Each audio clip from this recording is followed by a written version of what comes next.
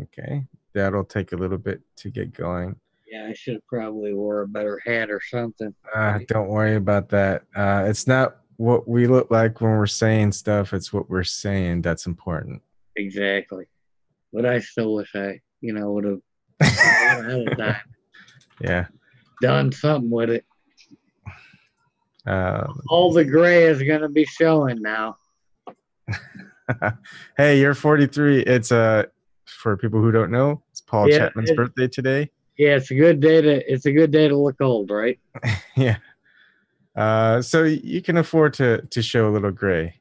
A little gray. Yeah. Well, you see it, it's a lot of gray. I look like Obama in his last year almost. But that's Yeah, I noticed. Like, have you seen those pictures of him, like before the presidency and after? right. Yeah. Yeah. No, I totally understand. You know, I'm cutting my hair off in the morning. That's why you gotta love clippers, because you can just shave it all off and look bald. I don't know anything about that. I That's think that's where long. Tim Canova's got it worked out because he's probably got grayer hair than I do if he had hair. Okay, so I went ahead and gabbed and tweeted, and so I am gonna let people know. So I'm just gonna ask a few questions to Paul. Paul's gonna introduce himself, give more background, and then I'm gonna go ahead and put in the Zoom info so people can join Right. and ask Paul any questions that you'd like to have. All But right. Any questions? I'm open for all questions. hi, Shirley. How's it going? All right. So, Surely you can't be serious. Don't call me Shirley. so can you introduce yourself and how you got involved with Samuel Ronan's campaign and becoming his campaign manager? Yes, absolutely. Okay, so let's start from the beginning. Um, when it comes to me, I was a huge Bernie supporter when Bernie was running, and then that obviously went south. I think pretty much most of us know the direction that went with Bernie's stuff. So what happened was I found Sam on CNN when he ran for the DNC chair, and I watched him speak. And when I heard him speak, I was just like, "Damn, this guy is telling like 100% truth. Why is nobody paying attention to this guy?" Mhm. And then they just like they kicked him out. They did everything they could to just ignore him, get rid of him, do whatever they could. So I ended up getting on, Facebook, Twitter. I started bugging the crap out of Samuel Ronan. And basically, I annoyed the shit out of him to the point to where he just said, "Hey, if you're this concerned, how about you work with me?" And I said, "Yes." And basically, I started off where I was just going to be like some guy that would do social media, but the current campaign manager that he had wasn't doing his job at all. So it turned like within, I want to say, like 1 month from me just trying to be a guy that tweets stuff out or Mhm. Facebook stuff out to turning into like contacting, you for one. Thanks. But like every like news organization in Ohio and everything else, just because nobody else is doing it. We're trying to get backers and walkers and door knockers and voters and everything. Mhm. But the last guy was basically pretending to do that job. So that's how I ended up here. Okay. Basically, out of just being a fanatic on Facebook and Twitter. And so what are the biggest challenges that you're facing? right now the biggest challenges we are having is getting we get enough likes, we get enough thumbs ups, we get enough whatever. Right now what we need is real support. Real support. We need donations because I got to keep my internet going. I got to keep my phone going, keep backing Sam, and Sam needs to keep his own thing going to do the same thing while he's out walking in Ohio. I'm here in Chicago, and we're both like doing this. Yeah. You know, we're like, what's going on? Because we just, you know, $1 at a time, I'd be fine with. We need people to give a buck, you know, maybe 5, maybe 27 money for you if you give us, you know, 5 grand. It's kind of like, hey, dude, if I had 5 grand, I wouldn't be asking for $1 at a time. Yeah. You know, it's like, if you got 5 grand, give it to me and then I'll pay it back to you. Yeah. So I think one of the biggest things was, as I mean, I haven't kept up too much. I mean, I followed Sam when he was running for DNC chair, Right. and he's running for House of Representatives. But that was when he was trying to run as a Democrat, and we're wondering, why are you running as a Democrat? And then he switched over to run as a Republican. Well, he did that. He did that very specifically on purpose, and I will tell you why. There are a few good videos on his website where he explains it, you know, very well. But I'm more of a, like, you know, meat and A1 sauce type of guy. So I'll just give it to you in that, you know, not no nonsense sort of way. Is the district that he is running in is red. If he runs as a Democrat, he's getting the door slammed in his face every day of the week with the same exact ideas that he's trying to tell to everybody when he was on the DNC or wherever he goes. But if he says the same things to Republicans that he's saying, and he says, I'm a Republican, they don't slam the door in his face. Does he get any help with his campaign from the Republican Party? Oh, we're still working on that, man. So far, not so much.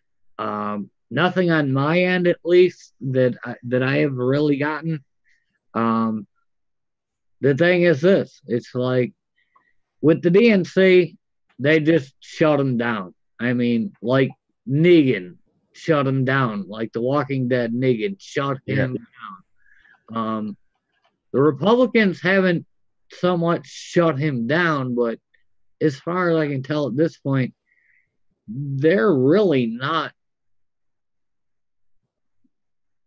shutting him down, but they're really not like inviting him in either. So you know, it's kind of hard to describe, but it's like he's not getting love from either side. Yep.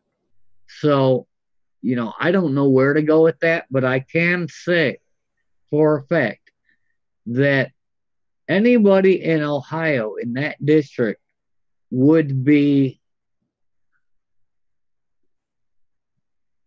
not dumb, but they would be, well, almost kind of dumb. If you don't vote for this guy, you can expect, you know, 7, 8, 10, 15, 20 more years of the same things of voting against yourself. Sam has plans that is going to help people. And there is one guy that is like looking at everything to make your stuff better. And that's just Sam. Everybody else. So one question I want to ask before Dave, if you've got a question for Paul. So who's the leading Republican candidate right now for House of Representatives? Steve Chabot is the incumbent, and he basically didn't even have to bother running for the last 20 years. He doesn't have to show up to like debates or nothing. He doesn't have to do nothing. Occasionally he'll do like a handshake ceremony or something, but that's about all he does, because his name's at the top of the ballot. So when everybody goes to vote, they click the little check mark. It says Steve Chabot, and that's it. That's all he has to do. He doesn't have to do nothing. And he has a 96% voting record with Trump's policies. 96%. What was his voting percentage with Obama's policies? Probably around the same, other than, I would say, anything that was good for any of us. I haven't checked into that yet. I will look that up for you. Okay. And I will email you that. But I'm just saying, 96% with Trump on like deporting people and bombing crap and, police brutality and all of that stuff. That's Steve Chabot. Who wants that? Yeah. I don't care where you live. You shouldn't want to vote for that, right? So we got to get rid of this guy. Sam is against every bit of that, like every last thing of that. And Steve Chabot, he don't even come to work. He don't even show up in Congress. He phones in his votes. Click, buy. Click, buy, click, buy, click, buy. And then 96% of the time, he's just down with whatever the hell Trump wants. Just pretty much goes with the establishment, pretty much. Right, exactly. And we got to stop that nonsense. Sam ain't going to put up with that. All right. Dave, do you have a question for Paul? Yeah, I'm going to kind of preface it. My name's Dave. Hey, Dave. I go by the name of Independent Outsider. Thanks for following me. And I did listen to Redneckonomics, to Stevie King's interview with Sam. And I love that guy. I have followed Sam for a while. I think that beyond corruption and election fraud and all of that, there is a fundamental problem with our system. And that it relies on one person doing the job for everybody. It's not going to work. And Sam, I heard Sam's frustration that people are disaffected, and people, I disagree with his term lazy. I think we're tired, and I think we disenfranchised. We get disenfranchised every single time a candidate comes out and says they're going to help us. We have to plug in and help ourselves as well. How do we change the system? I'm not saying keep the candidates in that there are, but we as the public, we have to plug in as well. Yeah. How do I, Ebon, you, Sam, everybody help people to do that? I've been a union rep for 10 years, and I've been struggling for this for about a decade now. Well, so, I would say personally that I think tired is the probably best explanation or best word that I've heard yet. We're exhausted. We're working. We're worn the hell out, man. We're tired. We don't need more of this. So I absolutely agree with you, my friend. I am tired too, Like I said, today's my birthday. I'm 43 years old today, and I am so tired of one politician after another telling me what they're going to do and then watch them not do it. But I can tell you one thing for sure. Sam may or may not be able to do what he says he's going to do, but I can guarantee you he is going to go there and he's going to try and do it. Unlike the other people that are just looking for money, Sam will try to do everything he says he's going to do. Yeah. Well, I think that if we're not plugged in with these candidates that are trying to truly affect change, they're going to fail. We have to be part of this process. With me then. Come with me then, man. Come on. Come with me then. Get on Sam's site.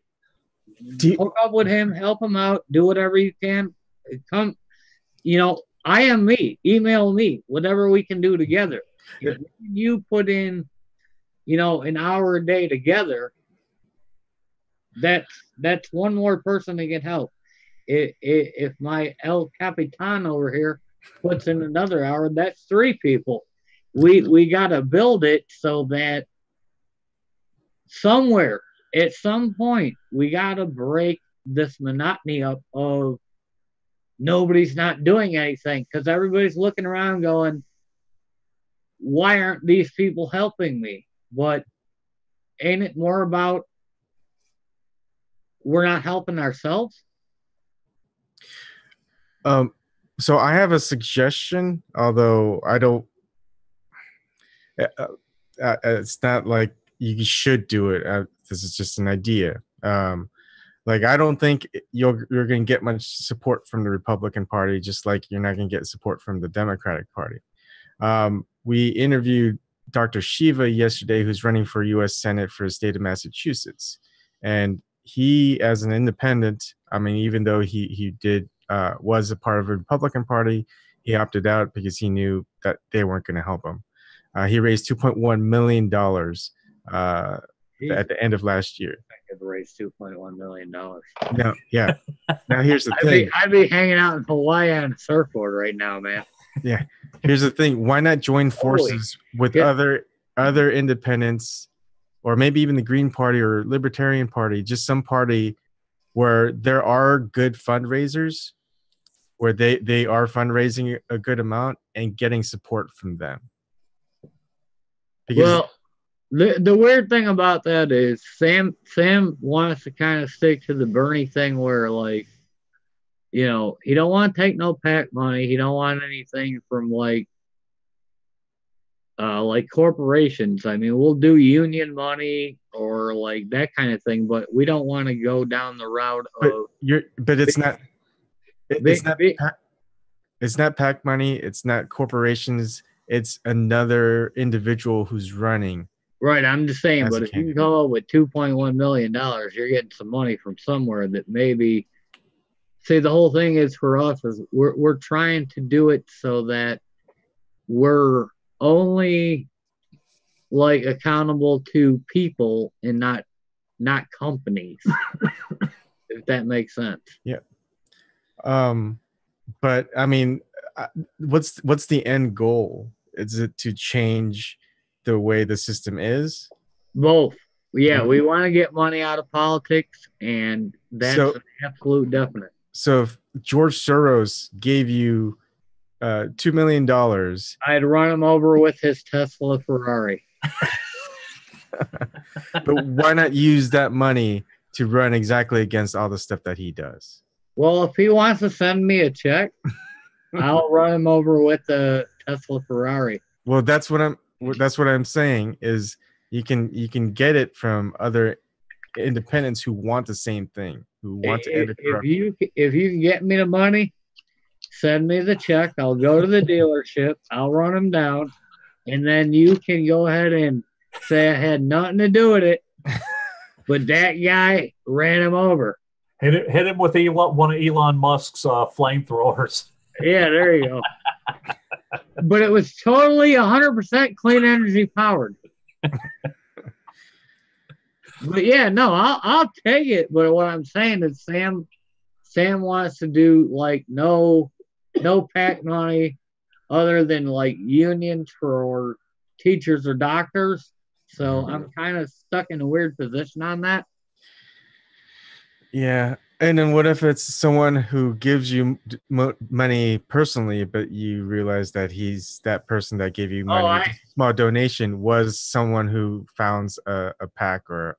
Well, small donations I ain't worried about. I'm more concerned with like you said, 2 point something million, and then then you're like beholden to them. Yeah, then that's kind of a problem. But hey, just to be on the record out here, if anybody's watching that wants to give me $2.1 million, I will take it, and I will see you on my new island wherever I can buy it.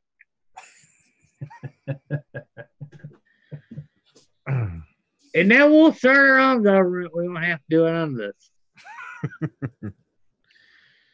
Yeah, I'm inviting Evan, and he can be the El Capitan of the non-sinking Titanic ship to get there.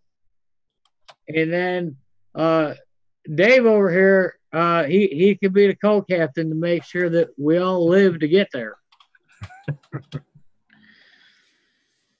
So how much has 2.1 million? I'll take whatever you got. How much has the Democratic candidate running against the incumbent and Sam raised so far?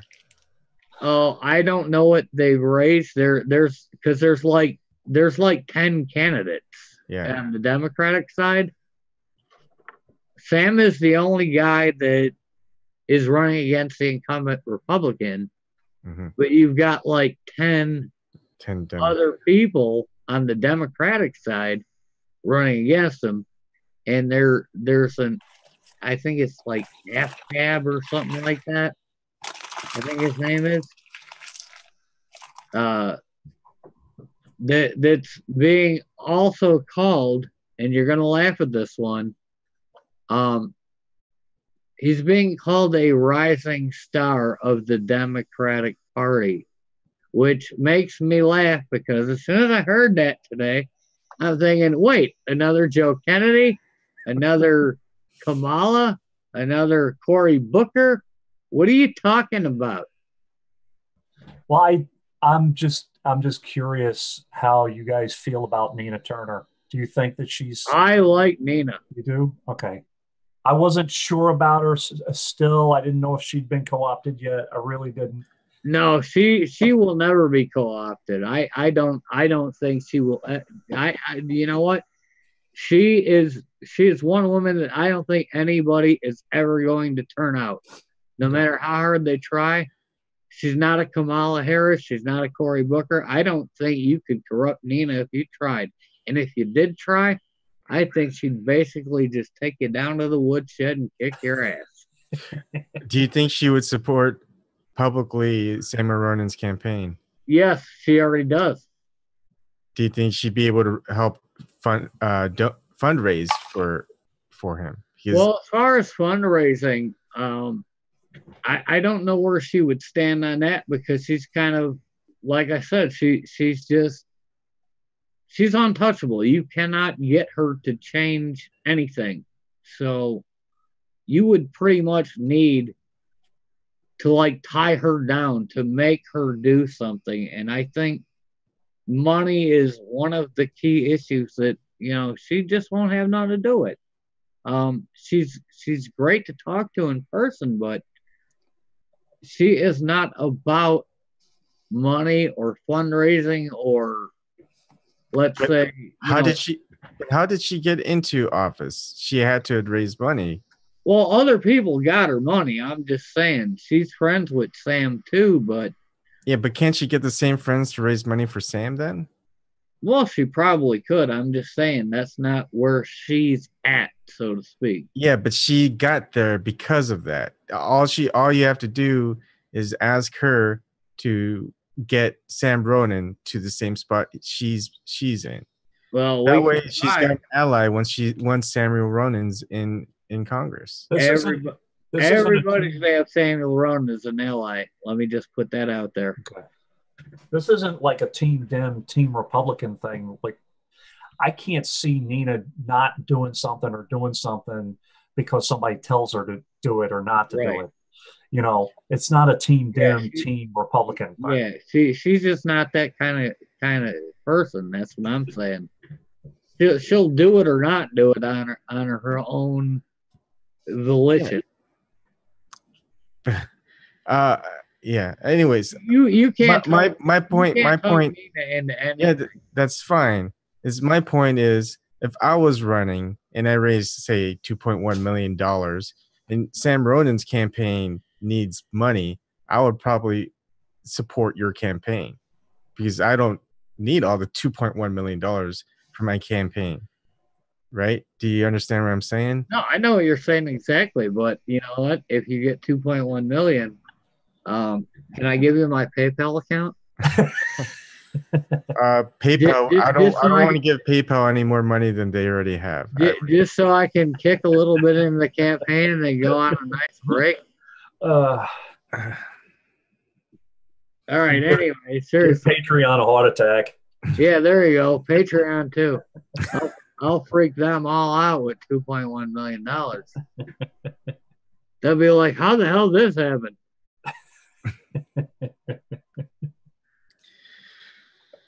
So what do you think would happen after the campaign? What's primary or general? The primary and general. I mean, I figured after the primary, if we can kick Shabbat out of the way, Ohio would be better off, like, exponentially regardless. Even if Sam doesn't win, just to have Shabbat out of there. This guy's been there for like 24 years already. He doesn't even campaign against anybody anymore because everything he does is just like, all he's got to do is be on the ballot. He's been there for like 24 or 27 years or something like that. And nobody does anything but click Republican, and then he's automatically voted in. Out of curiosity, who owns Chabot? Is it the automotive industry? Is it the steel industry? You know, who is his main? Wall Street. Period. Wall Street. Okay. Yeah. He's 100% Wall Street. You got my money, and I'll vote for your crap type of guy. Right. He's horrible. So he don't. See, here's what happened the last time. Sam said it on the interview with Tim Black. He brought it up. And that is on our runforcongress.com page under the multimedia link where it says video links. He explained it very well. Sam said it. Steve Chabot don't even show up at elections anymore. He had a primary, or not a primary, but a general against a Democrat that won the thing, and they wouldn't even acknowledge her. She tried her best. No debates, no nothing. The guy showed up for like 2 or 3 handshake photos, and that was about it. But the woman that had like all the votes in the whole district, nothing.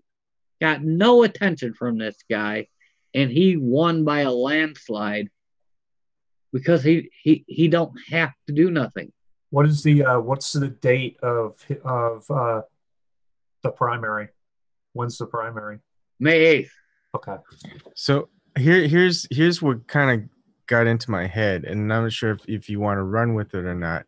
Are you familiar with Justice Democrats? Yes, I am. But I know, they won't hold on.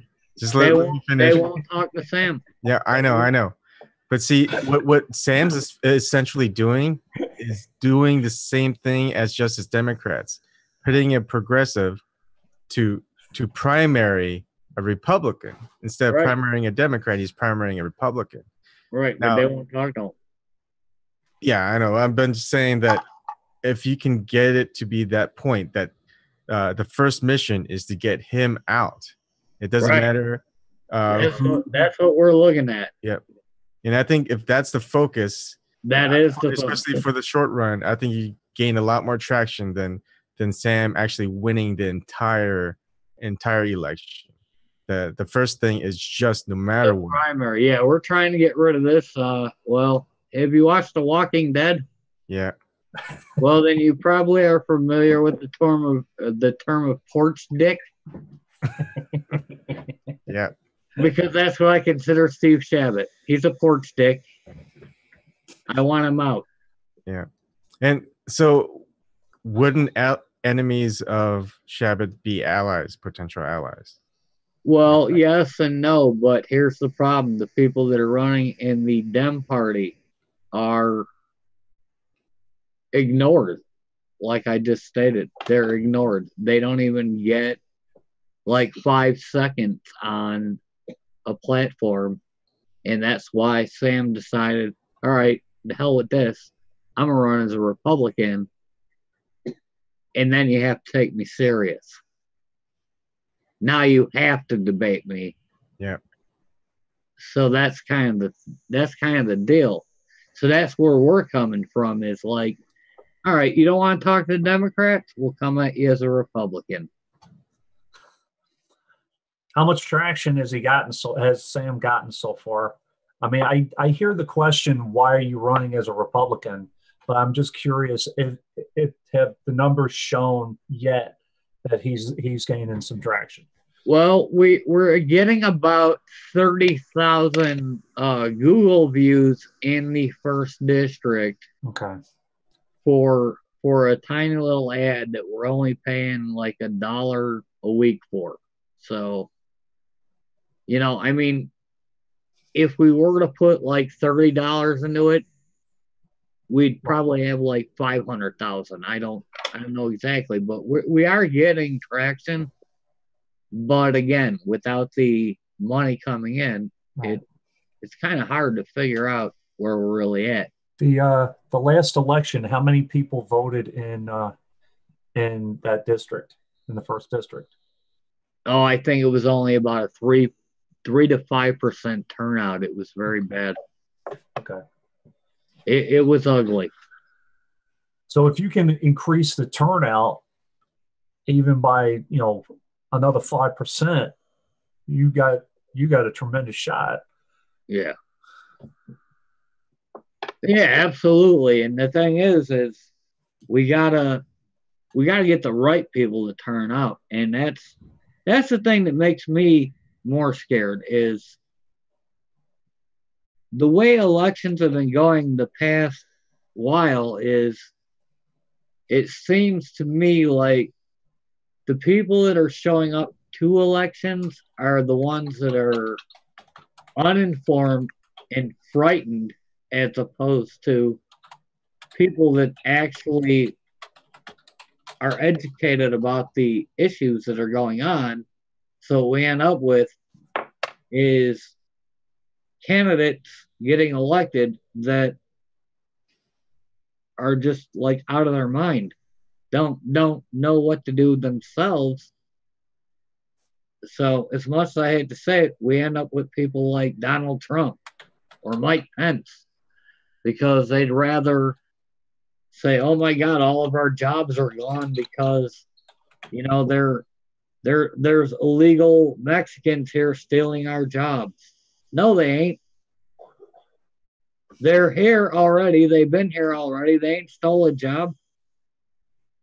They've been here for 20 years and now you want to throw them out. No, shut up. I'm not. Here's the problem. Fucking stop taking money away from everything and throwing it out the window for dumbass programs, and then maybe we'd actually have jobs here for everyone. But hey, that's just my opinion. What's the approval rating for Shabbat?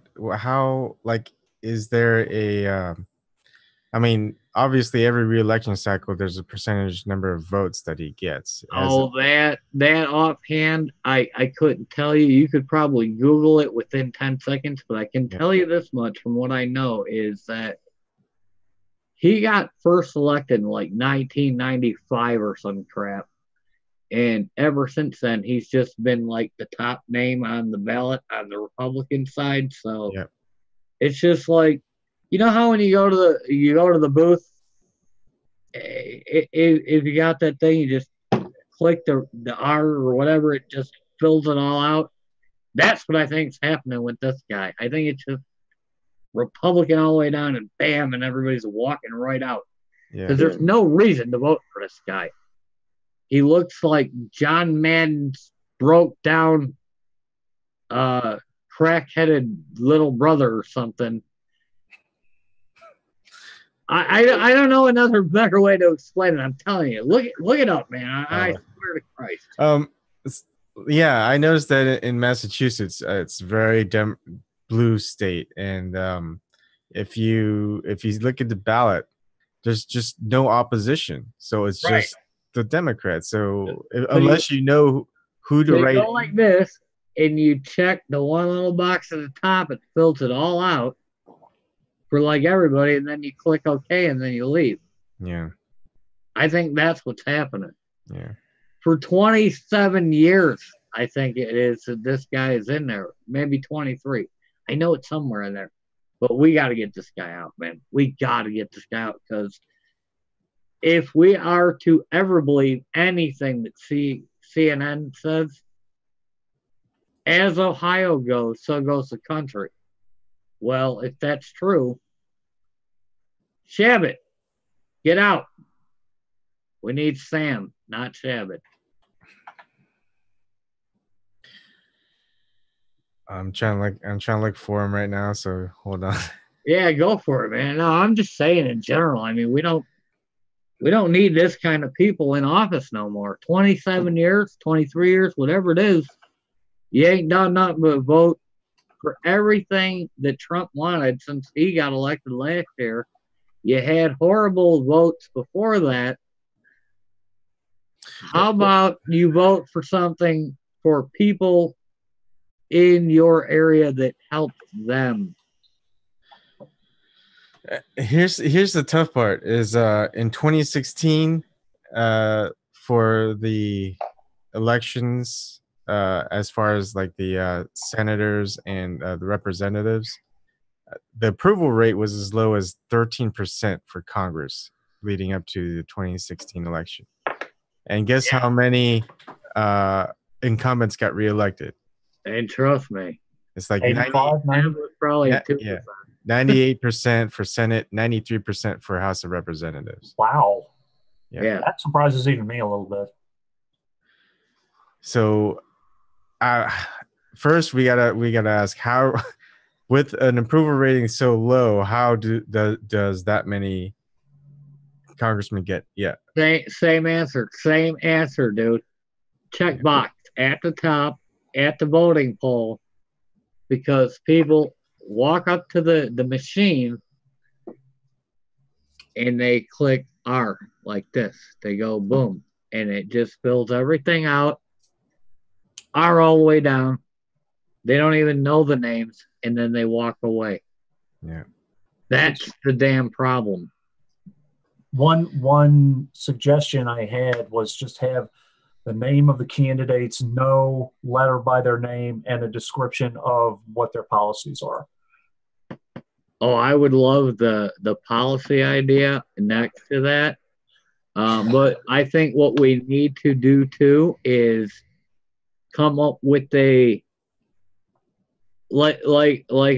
official law that states you can't do a ballot where you can just check R and be done.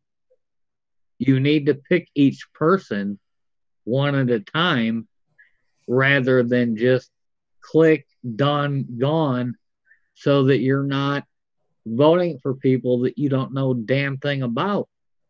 Even worse, on some ballots, it actually lists somebody as the incumbent. You don't need to know if somebody's the incumbent or not. Yeah, but if you don't know what they're about or what they're planning on voting for or any of that, and you just click the top box and it fills the whole damn thing out, and that's your vote. Right. That's how these people keep getting reelected.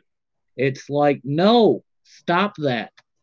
Stop doing that to me, because I got to live with this for the next 4 or 8 years because you're too lazy to check one box at a time. You know what I'm saying? I know exactly what you're saying. And without any kind of politician renewal, or without anybody getting kicked out of office, there is no accountability. So Right. they just do whatever they want. I mean, they're pretty much going to do whatever they want anyway. Well, they're doing that for sure. The thing is, the idea of the two-party system is a farce. It's one party. Ha! Both parties are basically doing the same thing. They're doing the same thing. You know that. Yeah, you just I almost peed myself when you said two parties.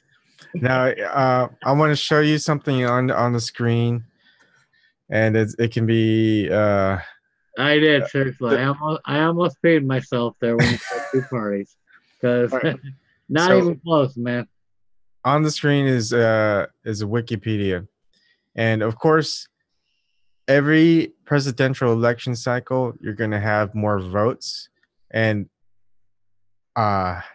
Steve Chadwick got 210,000, most votes he ever gotten ever in an election, and that was in 2016. I mean, that's against Michelle, and he didn't even like debate her. Yeah, but here's another thing is during the off years, non-presidential election years, especially now 2018, the number is drastically down. It's right. It's at the 100,000, 120,000, 124,000. Right. I mean, that's one way. That's half. That's half. Yeah, it's an easier battle. It's an easier battle, but you got to look at it this way. It goes back to my point. They shouldn't have the top checkbox on the Republican ballot to where you can just click the top checkbox and it automatically picks the people that are in line.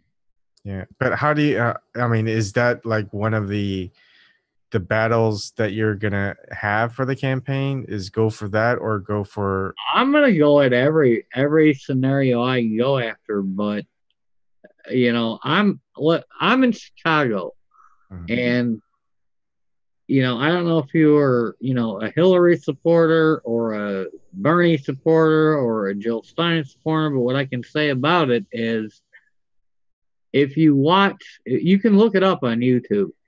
If you watch the Chicago Board of Elections, which was clearly rigged for Hillary, even after getting like called out about the whole thing, they sat there and talked to us like we're a bunch of dumbasses or something, while we were proving to them straightforward, you guys were changing the votes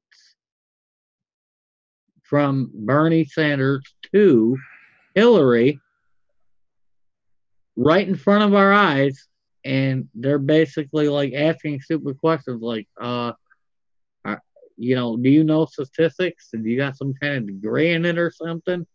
And it's like, no, we don't need to. Can you see what we're showing you?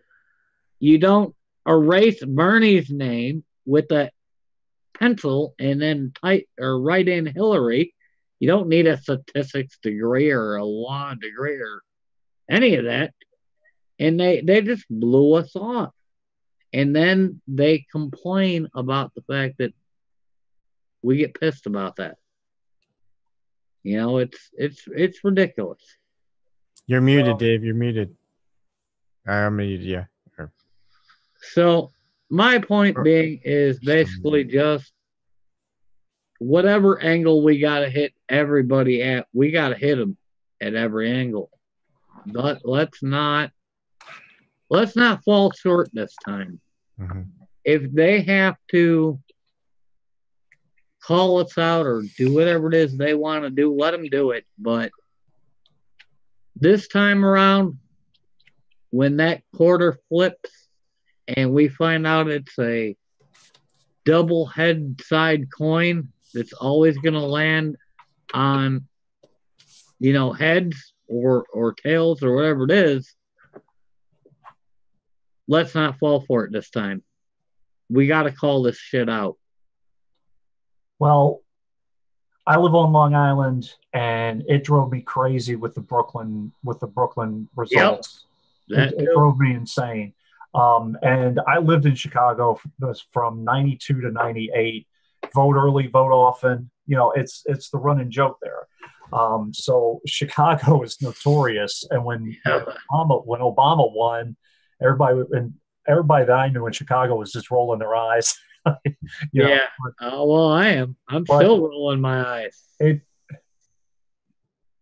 Election reform is obviously a huge issue. You saw it. I saw it. Everybody, who's paying attention is seeing it. We have to attack that at different angles. I agree with Sam that people need to be able to, but personally, I think that Election Day should be a national holiday. Yep. That's what I personally feel, so that people can get to the polls and that corrupt people cannot block them from exercising their vote. And I also believe strongly in paper ballots. I know Sam brought up, doing it on your cell phone. It's too easy to manipulate. Well, I don't agree with that. In some cases, yes. In some cases, no. Like he brought up, you can change like comments on Facebook, but you can't change a like or a dislike on Facebook, for example. So if we had something that just basically worked in that aspect where you could just click like a thumbs up for a candidate or a down dislike for a different candidate, you can't change that because it's only one thing. If you click it again, it goes away. But my thing is this, and this is going to go to your point, is why do we not have like an entire weekend? And when I say weekend, I literally mean weekend to vote. Yeah. You want me to go to the voting place at the library or whatever. Let's make it Saturday and Sunday, not 3:00 on Wednesday. Yeah. Right. Ryan, who's in here, he's from Australia. They say they have the elections on Saturday. Say? Exactly. Do it on Saturday. Do it on Sunday. Why the hell is it always like a Monday or a Tuesday or a Wednesday? I'll tell you exactly why it is. Because they don't want us to vote. They want to keep our opinion out of it. And what they should even have is polling done in even on trucks. You know how they have blood drives or flu shots? There you go. They have those trucks where you go in.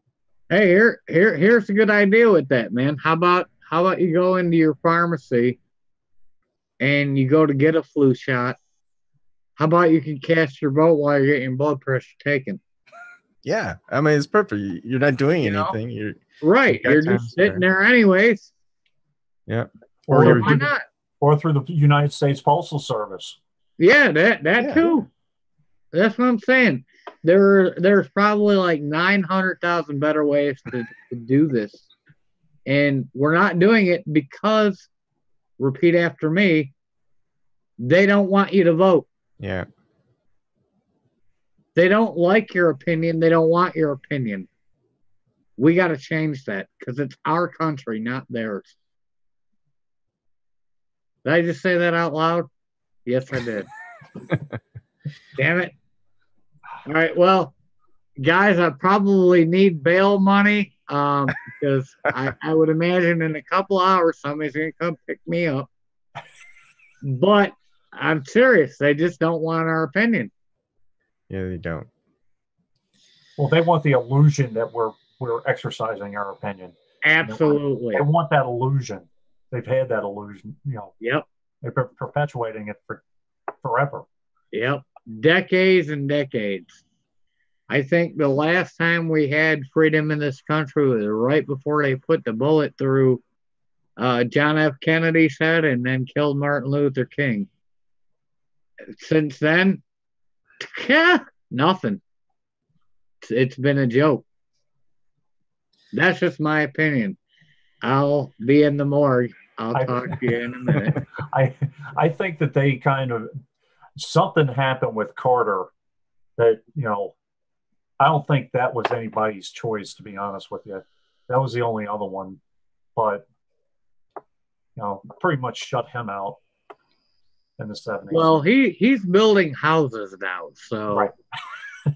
look at it. Look at it this way, dude. I mean, he's building houses for homeless people, while Bill Clinton is getting like $500,000 checks for talking to banks. So, right. Clearly, there's a disconnect here. Clearly, Jimmy Carter was not an effective president. He's actually building homes for homeless people. Yeah, he was clearly not invited to the big club. As George Carlin says, it's a big club, but you ain't part of it. Yeah. You know, that's kind of the problem. And you know what? I mean, every president since is just, I mean, look at Obama, for Christ's sake. Everybody can say what they want about the guy. Yeah, he talks better than Trump, but shit, we ran out of bombs under his administration because we were blowing so much shit up. How does that help us?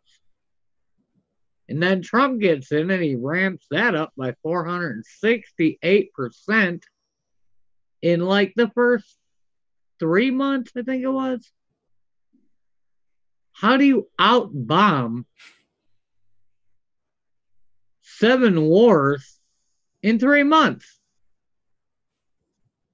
Maybe I'm crazy, but that just seems like an unsurmountable task. But Trump did it. You know why? Because he's winning. So, if that's how you're winning, I don't get it. Okay, so after May 8th, if Shabbat is still the incumbent and the pick for the Republican Party, what is the next step for Samuel Ronan? Well, Sam is going to fight as hard as he can for everybody that's running in every other district, regardless, not just in Ohio, but you know, all over the country, because some of these incumbents, such as the, you know, they're pretty entrenched, and it may be impossible to get this guy out.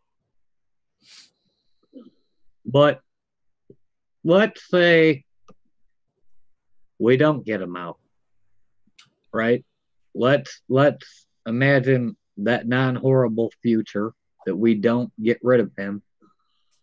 Sam will continue to go on and fight because Sam is a fighter. He is a military guy. He's a boxer as well. He will go out there for everybody. I mean, he went down to Florida for Tim Canova. You know how that turned out, thanks to DWS. He will go where it's got to go to make this change happen. You know, if it's not him, it's going to be somebody. But even me, I'm in Chicago, and I am already looking at having my wife that's, you know, right now she's out Ubering. She's a daycare teacher. We're already looking at, hey, let's save up the funds and let's move to Ohio so that we can go out there and affect change if need be. And I think that's the attitude that everybody needs to, you know, just kind of jump on. It's like, let's all do this. So whatever we have to do, let's just do it and get it done. Paul, are you involved in any aldermanic stuff, any local politics in Chicago? I actually volunteered for my alderman, and he's still there. I was in the 90s. The guy's name was Joe Moore. He was in the 49th district of Chicago. I volunteered for him for a little while. He's one of the relatively decent ones. No, I don't know him, but I do know Chewy. Okay. I don't know if you're familiar with him, but he's a real good guy. I can't stand Rahm Emanuel.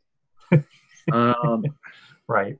I hate Bruce Rauner with like the worst passion that you could ever have.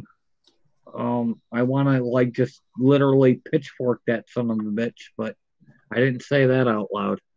I'm sure you're a Blagojevich fan. Actually, Blagojevich wasn't all that bad. All he did was say, "Hey, I got a seat open. You know, if I sell it up to you, you know." That was the worst thing he did wrong. Come on. Like every other politician ain't doing that anyways. Blagojevich just got caught saying it. Right. It's like, what the hell, really? But no, look at Bruce Rauner. I'm gonna give you an example. I already said my wife right now is a daycare teacher, right? So she's been through like 3 or 4 different places in the last couple of years since Rauner has been elected, because the state of Illinois is no longer paying these subsidies that a ton of parents counted on to cover daycare costs while they're out at work. And that's on him, because he don't want to sign a damn budget.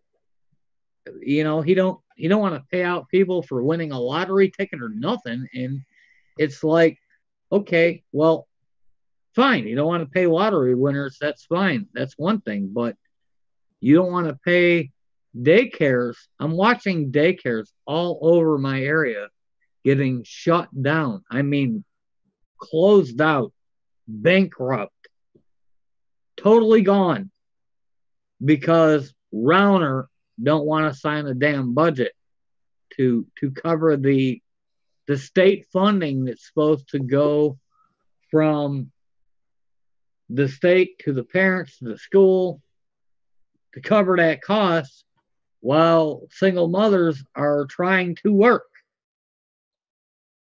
Is this part of the, because I've heard since I left Chicago in 1998, and I don't want to derail this interview too much, but since 1998, Chicago in particular, and I know Illinois isn't just Chicago, but Chicago in particular has really taken a downturn. Oh yeah. So is it a lot because of the education system and daycare and all of these programs being shut down? It's more Rauner fighting Michael Madigan. Okay. They don't want to agree on anything. They're holding the entire state hostage, not just Chicago. The entire state is getting screwed. And it's basically a pissing contest. My dick's bigger than yours is, so who's going to win? And this has been going on for, well, not since 1998, but I would say, you know, 2000s, at least for the last 3 or 4 years since Rauner first got elected, because the minute he walked in the door, that's when it started.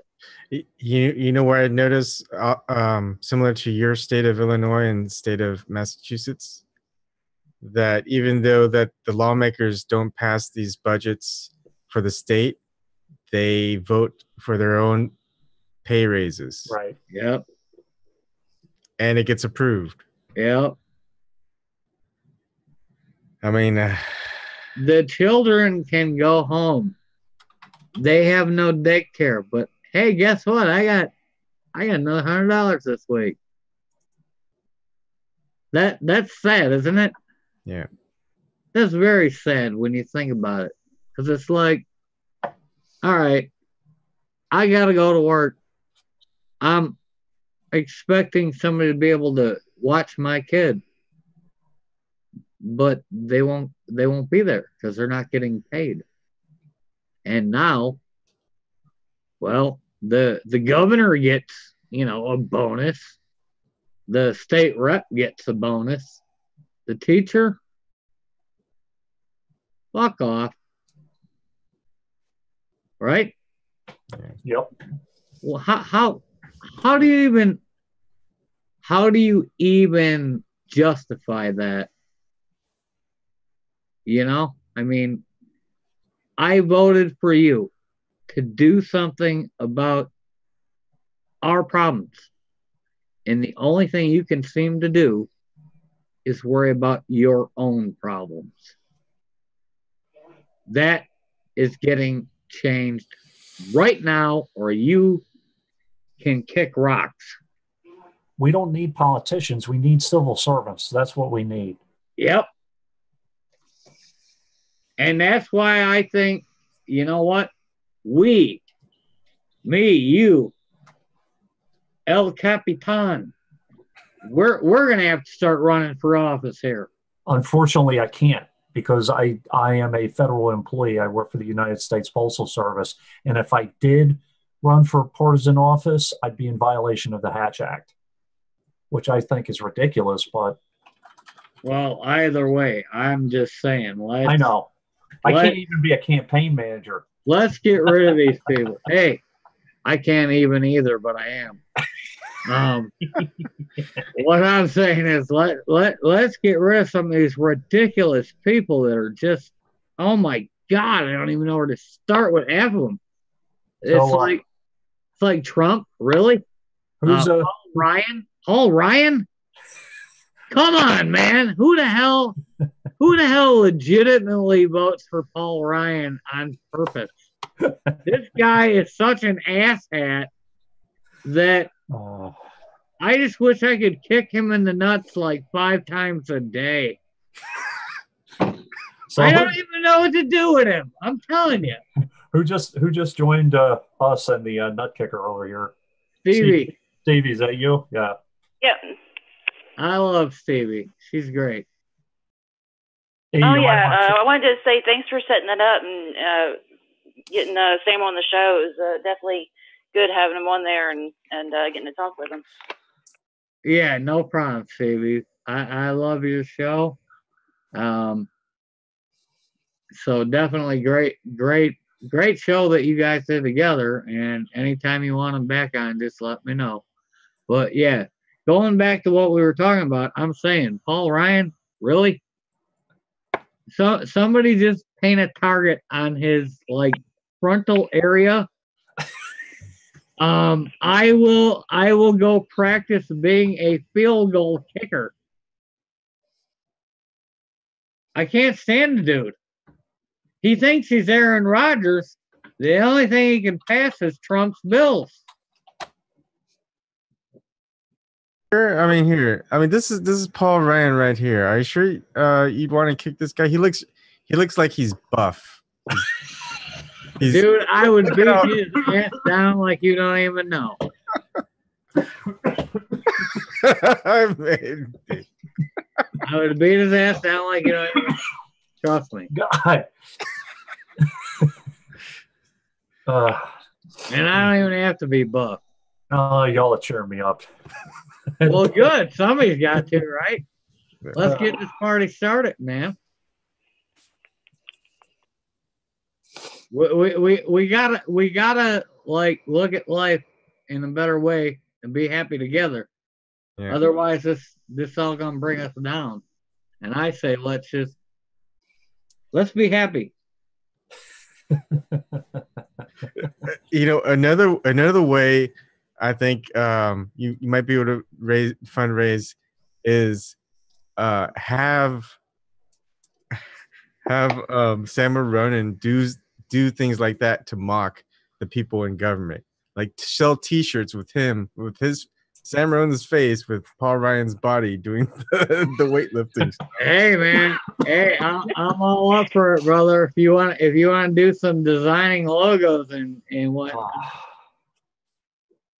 I'll definitely submit that to him and see what he thinks. And knowing Sam, he'd love it because he's just very approachable, and he'd probably crack up like you couldn't believe at the idea. He'd probably be like on a Vistaprint in 10 minutes going, give me coffee mugs with this right now.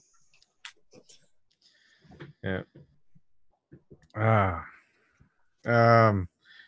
Well, so what's up with Stevie? What's she up to? Yeah, Stevie. Mostly right now, I'm just trying to get caught up on the local stuff. A lot going on with the teacher strike and things like that. So, wait, there's a teacher strike? They're about to. The governor, who used the teachers as props when he was running, was saying all this stuff. Oh, we're going to give you the pay raises. We're going to help the teachers out. And now they don't even really want to give them the 1% raise, which doesn't even cover the hike in their insurance and stuff like that. So, yeah, they are pissed, and you do not want to piss off a bunch of West Virginians. So, they'll walk out. Well over there, huh? Nah, not usually. Yeah, see, this is my point. The governors, the representatives, all of them suck. Mm-hmm. They're a bunch of lying MFers, and that's why we need people like Sam everywhere, because this is nonsense. You know, if people can complain about Blagojevich. They threw his ass in jail, but you know what he did do? He passed health care for every child in the state of Illinois and made sure they had that. They're reversing that crap now while he's sitting in jail. Everybody's losing their wages. Nobody's getting nothing. I mean, that's interesting because I never hear anything like that. I just hear the bad side of Blagojevich. No, he literally passed a thing called All Kids that covered every child in the state of Illinois. It didn't matter like whatsoever what you were up to or what you were doing. If you're a kid between the age of like birth and 16, you have health insurance. They're trying to cut that out of the funding, but that's because of our lovely governor, like Stevie says, great, Republican governors. We got Bruce Rauner, and he's just trying to kill everything. So, yeah, we need real people to be real leaders. We got to get rid of these career politicians. Everything that anybody says about Blagojevich over the one stupid thing. Well, that was tied directly to Obama too. They were trying to hit Obama with the Blagojevich thing. Stevie, is this a statewide teacher strike? From what I'm understanding, yeah. Yeah. Oh God. I hope they do. I mean, seriously, that is our last line of defense when it comes to a lot of this stuff. I mean, with the opiate epidemic, the families aren't, the way that they used to be. You got grandparents, great-grandparents raising these kids. The least that we can do for them is to make sure that their teachers are taken care of, so that way when they go to school, they're still going to get a quality education, and they've got somebody on their side. Wait, Stevie, there's an opiate epidemic? Oh, yeah. You might not have heard of it, but yeah. Well, don't worry about that. Don't worry about that though, because we have to fight this war in Afghanistan since 2001 to make sure we're going to win it eventually, one of these days. Yeah, but we got to make sure those poppies keep growing. Mm-hmm. Because it only went up like 6,000% the day after we got in there.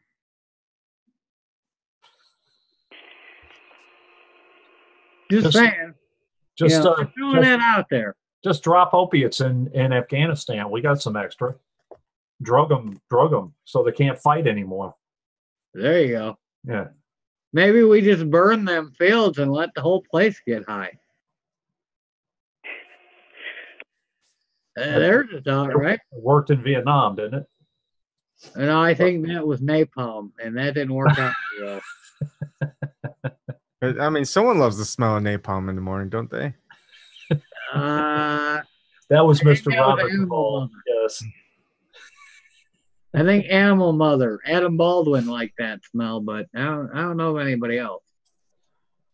But and I can't remember what was the name of the newspaper that's going just filed Chapter 11, Stevie. With that was the Charleston Gazette Mail. Yeah, right. They've been around forever, and they're going winning. Under. I mean, Pulitzer winning. I think his name's Kidmore Jr. He does some really excellent pieces.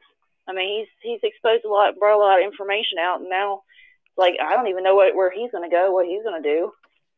Well, you can look at it this way. On the other option is, why is Amazon paying $600 million to the CIA to own Washington Post? Mm-hmm. You got to question that one right there, because it's like, if I didn't already own enough crap, Jeff Bezos, let me go ahead and get my own. Let me get my own press here, and whatever gets written is directly linked to the CIA. No problem there whatsoever. All right, well, I'm going to plug one of my upcoming stories this week. The Washington Post just did a piece on the transportation. I believe it was NAFTA. It was either NAFTA or the TPP. It was the TPP, and how we're going to really regret not passing it, because without passing that, we're not going to be able to have our McDonald's hamburgers, because beef comes through Mexico, tomatoes come through Mexico, and then the lettuce comes through Canada or something. That would be fun. I mean, the Washington Post, they advertise TPP, the corporate Democrats, and McDonald's in one paragraph. It's brilliant. It's absolutely brilliant. That sounds fun. Definitely send me the link, dude, because I'm telling you what, I want to read that. Oh, absolutely. I'll be doing it. I've been meaning to do a little piece on that. I definitely want to read that, because that sounds like a lot of fun and probably more entertaining than anything I'll see on CNN. Oh, more fun than the halftime show. I ain't watching that crap. Where I wouldn't be surprised if Hillary Clinton read excerpts from her book with Justin Timberlake during the halftime show. I'm gonna be surprised if Hillary Clinton don't show up at the halftime show. That's what I'm saying. It'll be a miracle if she don't show up and start reading Fire and Fury, like right in the middle of the damn Super Bowl, going, "Hey, elect me." No, go away. We already told you, go away. As long as she doesn't wear Janet Jackson's leather outfit. Oh, please don't say nip slip, because I will never get any sleep if you say Hillary Clinton nipple slip. And you know what? Actually, I hope Hillary Clinton shows up at the Super Bowl, because it's going to help the Patriots win and have Shirley's 670. Hi, Shirley. Eagles lose. And you know what? There's only one sure way to deflate balls, and it's Hillary Clinton. Yeah, that will deflate my balls, and that's why I said no nipple slips. If that happens, dude, I'll never be able to watch football again for the rest of my life. Yeah. I probably won't even be able to sleep again for the rest of my life. If nothing else, I'm gonna need like 3 bottles of Pepto-Bismol. So let's see. The Super Bowl, we have the Eagles. My wife doesn't want to watch the Eagles because they used to have Michael Vick on. And the owner of the Patriots the Patriots owner has direct links. I believe he worked for Raytheon, or he has a deal with Raytheon. Robert Kraft, yeah. Robert Kraft. Got his head in everything. Oh, he's got his fingers in everything.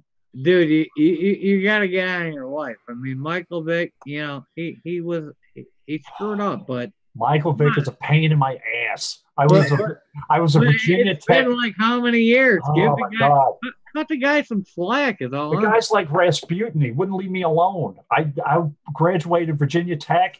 He followed me to freaking New York. He was everywhere. I was like, dude. But I'm just saying, your wife wise, tell her cut the guy some slack. It's been like ever. And now, thank God, the Super Bowl wasn't on Fox, because Vic is a Fox commentator. It's on NBC. Thank God. I'm just saying, cut the guy a chance, you know. I mean, my wife's a pain in my ass too, but seriously, you know, give the guy a break. You know, let him do something else stupid before you run for Congress. Kill him off altogether. Run for Congress in Philly. Why not? Hey, run for Congress in Chicago. Oh. I'll bet you anything that when the Super Bowl starts or before it starts or during halftime show, there's going to be some dedication to the military. Dude, I want your chair. Oh, yeah. That looks way too comfortable. Oh, I know. Tell me about it. Hey, I have to fall asleep when I'm working sometimes, so this. Yeah, it looks like you're about to. Yeah. I want that chair though, because it looks like you almost look like Darth Vader. Yeah, someone says this. Oh my God, that's what my mom always says. He looks like Darth Vader in that chair. Yeah, it's a Spaceballs chair. It really is. He agrees with me. Join the dark side of the Force. Yeah, so lay it out for us, Darth. What's your opinion about the Super Bowl? The conspiracy theorist in me always comes out. It's just a way for people to make a lot of money, and not just. Well, we already know that. That's not a conspiracy. That's the truth. I think so. I mean, I don't know where my tinfoil hat is. It's somewhere around here, but I think something's going to go down right around, on Sunday or Monday, because everybody's, this whole thing with the New England Patriots, I think they're being set up to, just stir everybody up. And then, somebody's going to do something like really, really shady on Monday while everybody's, hungover. I have a theory about that, dude. I have a valid theory about that. If you think about it, if you go back, the Pentagon lost trillions of dollars. They made one announcement. Donald Rumsfeld said it. Next day, 9/11 happens. We went to all kinds of wars.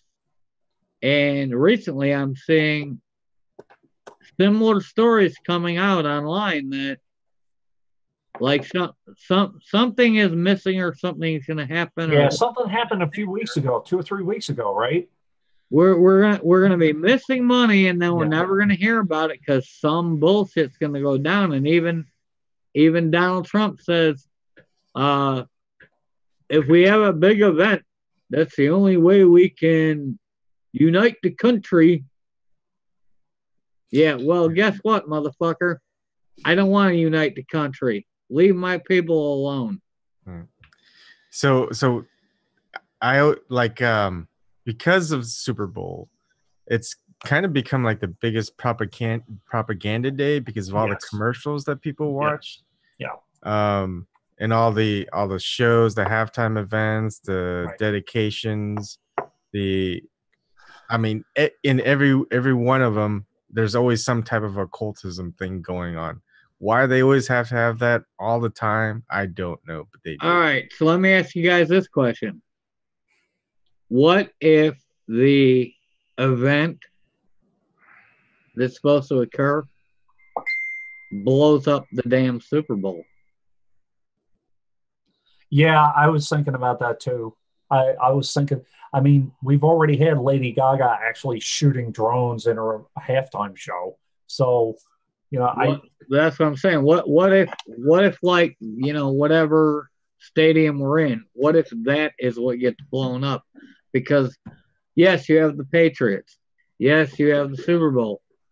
If Tom Brady dies in a bombing, how much would that affect the conversation of we have to bomb 10 more damn countries?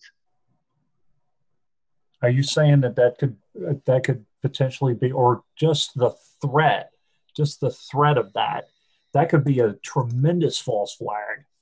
Yeah, I'm saying in general it happens, and then I think most of this country goes, fuck everybody, let's kill them all and blow everything up. I don't know. Some people would be happy to see Tom Brady go. Yeah, I would too, but that's beside the point, dude. I'm just saying, if they blew up the Super Bowl, you get all them people dead at once, it'd be a lot more 9/11. Well, just make sure Hillary Clinton's there. I don't care because, yeah, fuck him. But seriously. Oh, God. I'm just saying, if the whole thing blows up and then we're all sitting around and, you know, the day before we heard the Pentagon lost $60 trillion. They don't know where it's at. And then you never hear about it again. And then all of a sudden the Super Bowl blows up. Are we not right back at 9/11? Well, strategically and logistically, I mean, it's in Minneapolis. So unless the Canadians just go batshit, I mean, how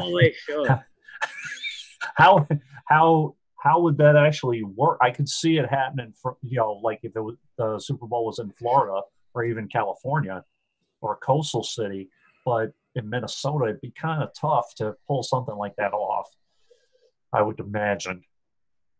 Well, not really, because if you look at it, the whole thing behind 9/11, which is where I think a lot of the conspiracy theorists base their premises off of, is the fact that George Bush's cousin owned the construction company that was renovating the World Trade Tower complex. Okay. That were painting, and I say painting, you know, in quotes. They were renovating and painting the buildings, and then later it turned out that we found out that there was a new kind of paint available that literally could contain thermal compounds, like what's that shit you call it? The not dynamite, but nitro? Not nitro. Thermite? Thermite, there you go. That. So they could paint the walls with thermite to do whatever they wanted with it. And it was Dick Cheney's like cousin or stepbrother or some crap that owned the company that was doing all the work for like 8 months there. And everybody keeps asking, what happened to World Trade Center 7? Why did that fall down? It was never hit. So that question's still not answered. The thing that really got me, and look, I lost friends and people in the World Trade Center, but the thing that got me was the thing that you mentioned, with the $3 trillion, and all of a sudden a plane hits the Pentagon and just happens to kill a bunch of accountants. Hits the right office. It hit the one damn spot where anybody could be held accountable, right? Right. Yeah, right. That's some bullshit. So, kill the accountants. Kill the accountants, kill the records, kill the office, burn it down. And then here's the other fucked up part about that. The World Trade Center 7 was the place where the records were stored that were supposed to be the backup for that. Right.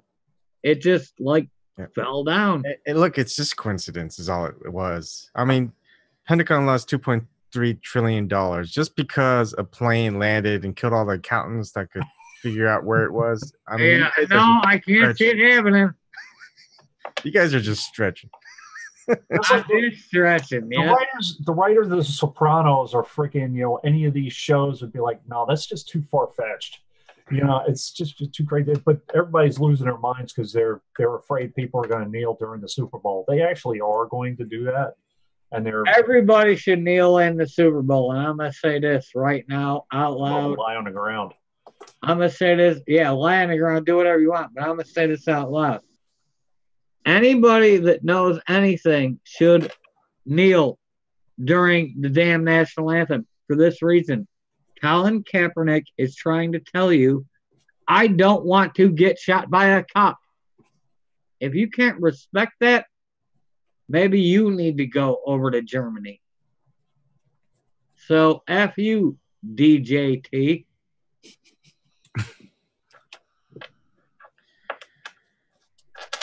I didn't make that clear enough. I'll try again. I I didn't think an interview with a campaign manager would be this entertaining. Entertaining.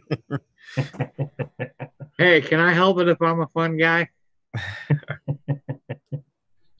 You'd never see this on mainstream media. But you'll have it here every day. You might see bits and pieces of this interview if Sam gets big enough.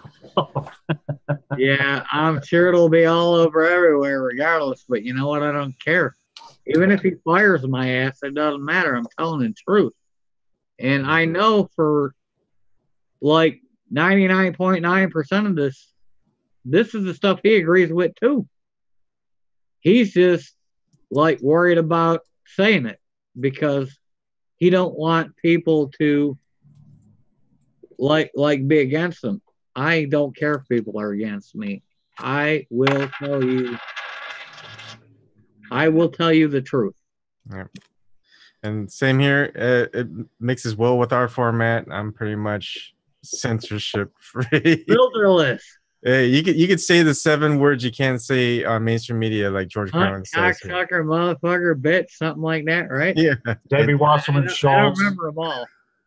Debbie Wasserman Schultz, Donna Brazil. Those are. Oh yeah, Debbie Wasserman Schultz. That's got to be at least 3 bad words right there. Listen, if you get banished, you're with friends. How's that? That works, my friend. I don't care if I get kicked off the entire internet. They can bite me. I'll use the dark web or maybe the deep state to get back on with you guys. I don't care. Al Gore invented the internet, didn't he? I don't know. I'll have to call him and see if he can get me hooked up for free because Comcast is charging me out the ass.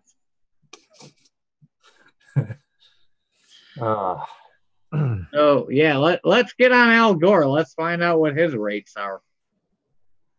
I'm paying like $170 a month.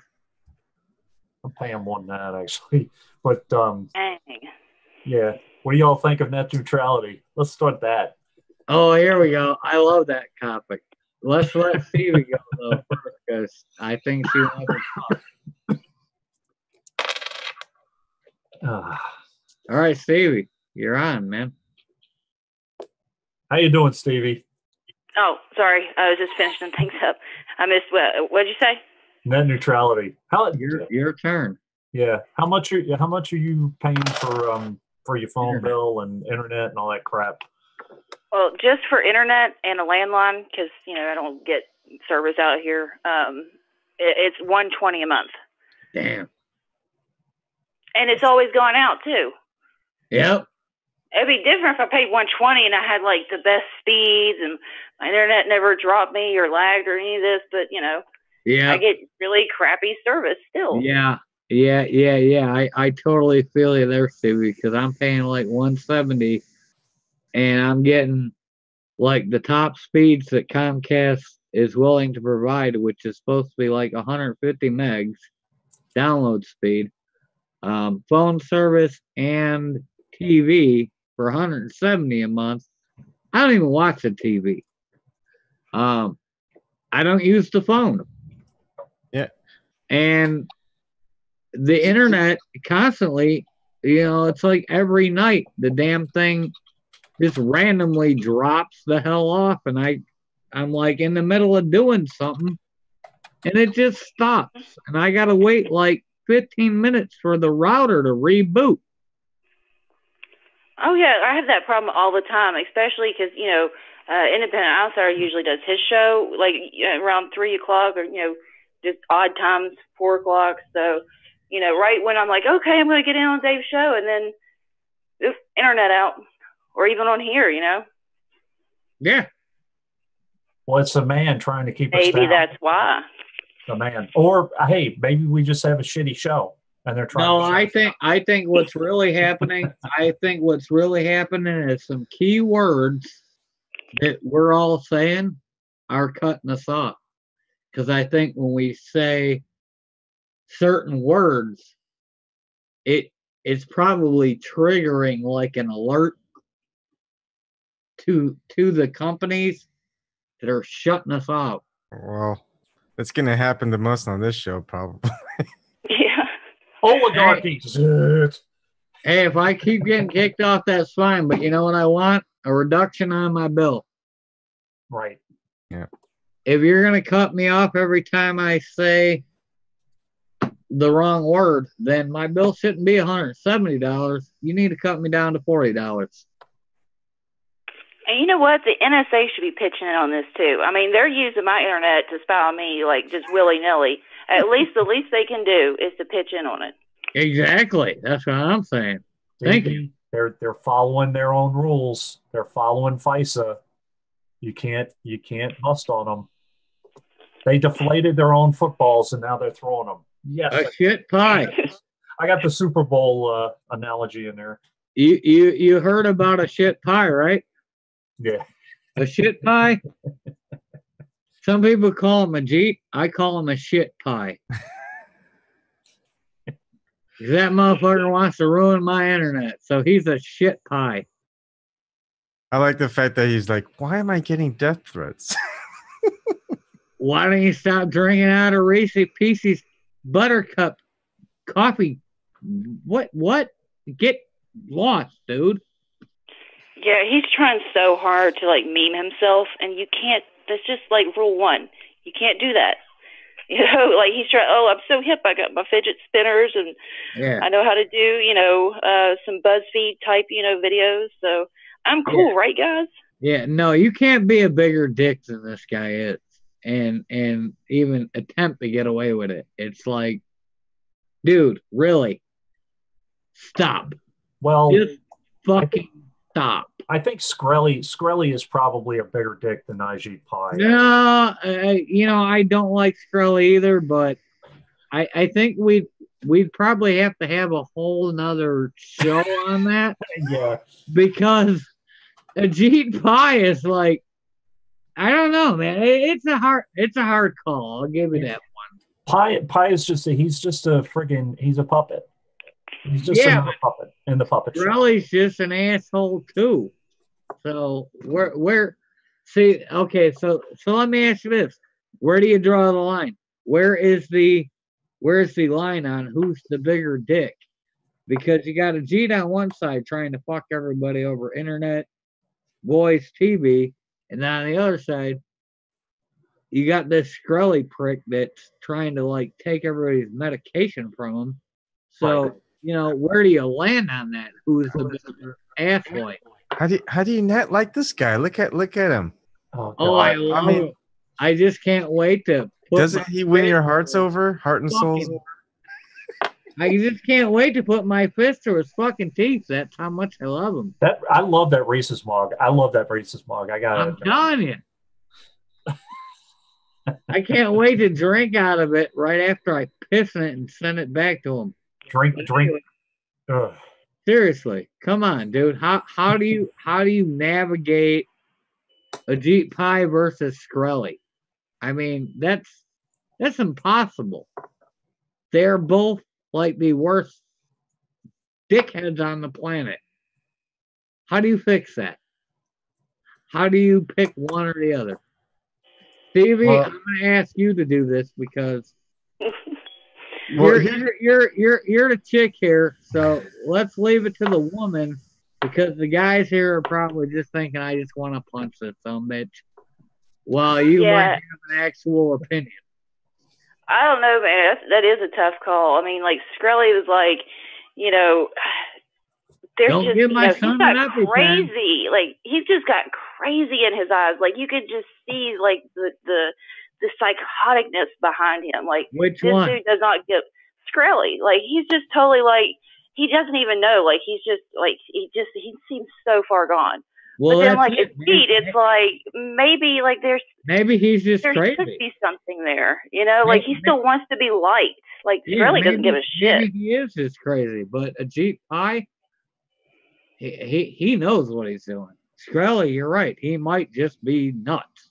Well, yeah, I think that might make Ajit Pie a little bit worse because he does go and he does screw all these people over, and then he's like, "What? Why don't you like me? I don't get it. I just fucked everything up. Like, what? Why don't you like me? I see the fidget spinner. I use the fidget spinner." what bothers me worse is he actually goes on TV and acts like he's liked. Right. You know? Yep. Fake it till you make it. I can live a couple of weeks without my internet or my phone. I can't live without my meds. So, I don't know. Well, look at an EpiPen, for example, is what I'm saying. It was like $50, now it's $600. Now it's $800 because of like $847. I think he bumped it to Chuck Schumer's daughter or wife or some shit, and then you got people like Ajit Pai going, "Hey, you don't need internet unless you're willing to pay for fast lanes." So who's the worst of the two pricks? It's hard to tell, but in Stevie's argument, I think Skrelly is probably just fucking nuts, where Ajit Pai is clearly he's sound of mind. Let's put it that way. Okay. He knows what he's doing. So being corporately bought is more evil than just insane. Yes. Well, that helps me out. Yeah. Yeah, Shkreli's parents didn't hug him enough as a child. Like, that much is obvious. Like, he has had no human contact whatsoever. They might have hugged him, but probably not in the right places. With Ajit Pai, I think he got hugged too, but unfortunately it was probably by like 10 donor fathers or something.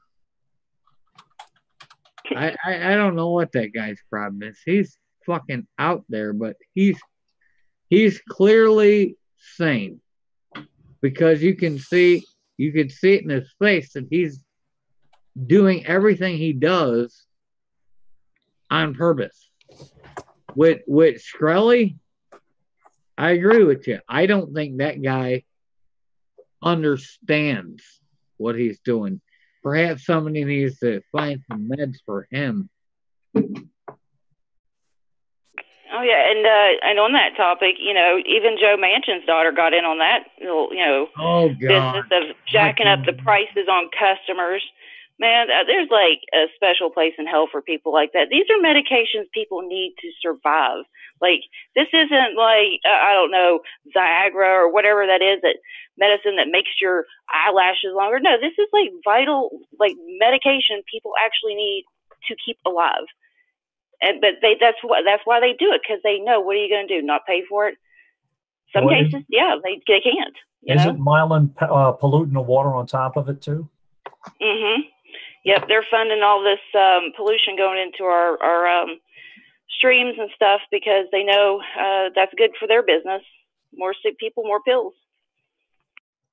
Oh yeah, no doubt. And look at you know what bothers me is if you hear about Flint, Michigan, where their pipes are contaminated with lead, look up the rest of the country. It turns out like almost every major city in this country has the same damn problem. How many Superfund talking about that? How many Superfund sites do we have? One of the first things I told Steve, ironically, I'm wearing the shirt from Bethpage. I don't know if you've heard of the Bethpage plume out of Northrop Grumman, the Navy site. It's been contaminated for 40 years. It's been, with TCE, with trichloroethylene. It's larger. It's larger than Flint. And I think just like war is a racket, disease is a racket. You create sickness, so you create need for medication. You create the problem, and then you create the medication, and then you make the money off of making people sick. And then the medication makes them sick, so you need another medication to. Oh man, I don't even know how to start with how angry that kind of crap makes me, because water should be water that's clean for people to drink, period. It's pretty sad when the Pepsi I drink is cleaner than the water That's very sad because Pepsi is very nasty. I gotta tell you, my uncle worked for Coca-Cola for the last, I want to say 30 some years, and I wouldn't wash my ferrets in that plant. And that's why you see a lot of times here, they have that thing called Mountain Dew mouth because you can't drink the water here. And sometimes you can't have access to water. So a lot of these, people out in the country, they end up drinking pop and then, teeth gone, Oh, and he's in Chicago, so he probably knows Green River too. That stuff is like just so sugary. Oh, that shit's horrible, man. Yeah. That shit is horrible. That'll send you to the dentist. Dude, that'll send you to the morgue. Yeah. It's terrible, that Green River crap. I grew up playing Uno, drinking that stuff at like 3 years old. Yep. That stuff is awful. At first, I thought it was just like green Kool-Aid. No. Nope. Don't work that way, man. It will kill you. I went to the hospital with like this just giant, infection. I don't doubt it. Yeah. I don't doubt that for a minute, dude, because that stuff is... It actually has more sugar than Mountain Dew and Gatorade. Yeah, I think Walter White was behind creating that. Just to be honest, But yeah, no. Yeah, talking about we gotta let Stevie go. She's. Sorry, Ebon. Was that you, Ebon, trying to say something? Oh yeah, I was just gonna say about the water issues all across the country. I mean, it's another problem is again media. Mark Edwards, the one who is on the Flint Water Study team, University of Virginia, I believe. No, Virginia Tech. Virginia Tech. There you go, Virginia Tech. Thank you.